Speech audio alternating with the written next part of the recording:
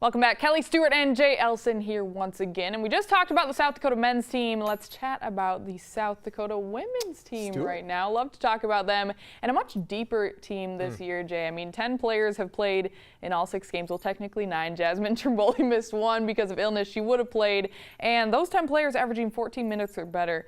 But we're going to start out with a player that will not be on the court anymore for the Yotes. An unfortunate situation, but Caitlin Duffy is a senior from Rapid City and has to forego not necessarily the choice she wanted to make, but has to forego her senior year due to lower leg injuries. But you look at Caitlin Duffy, I mean, what has she meant to this team? Yeah, it's a big bummer that she's not going to be able to continue her career, but she's meant a lot to the program just from what she brings to the locker room, who she is as a person. She's got one of those infectious personalities that makes her just a joy to be around. But on the floor, she was very valuable at doing that right there, shooting the 3, right? I mean, she very, very gifted shooter, and it's just so unfortunate that the injuries kind of derailed her career. Obviously, transferring in from Colorado State, there were a lot of expectations. She delivered on those once she got out on the floor a couple of years ago, but it was just those nagging things, those stress-related injuries that she couldn't shake, and not necessarily anything she could do about unless she rested. Remember, that's what she was in, the position that she was in last year and why she couldn't play. So there was a lot of excitement about her coming back this year.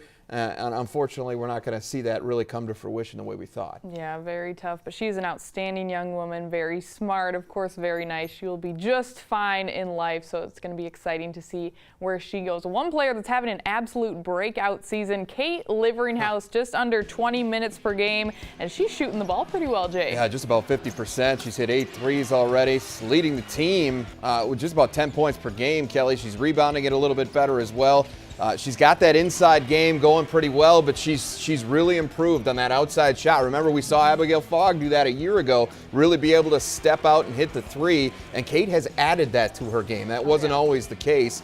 Just got about 12 minutes per game last year, so you could tell by the minutes played just how much more valuable she has been to start this season as a senior. Yeah, leading the team in three-point percentage, which is surprising considering J.C. Bradley, an outstanding sharpshooter for the Yotes, but she no doubt is off to a great junior year. Not just an outstanding sharpshooter for them, but one of the very best in the country. And J.C.'s gotten a lot better in terms of being a well-rounded player as well. You're seeing a lot more of this, where you steal and you score, and she's one of those dead-eye shooters, and she's been a very good leader for this program as well. Another one of those people that's really fun to be around and always seems to be smiling and laughing, and just really brings a lot to the program as well. Well, then finally, we can't talk about this team without mentioning Allison Arns, off to a pretty solid start. She's second on the team in minutes, hasn't necessarily had that scoring output that we saw last year, but she's still an integral part of this team. Yeah, first team All-Summit League selection last year, and she's still trying to work through some things, turned it over a little bit too much here in the early part of the season, but she's still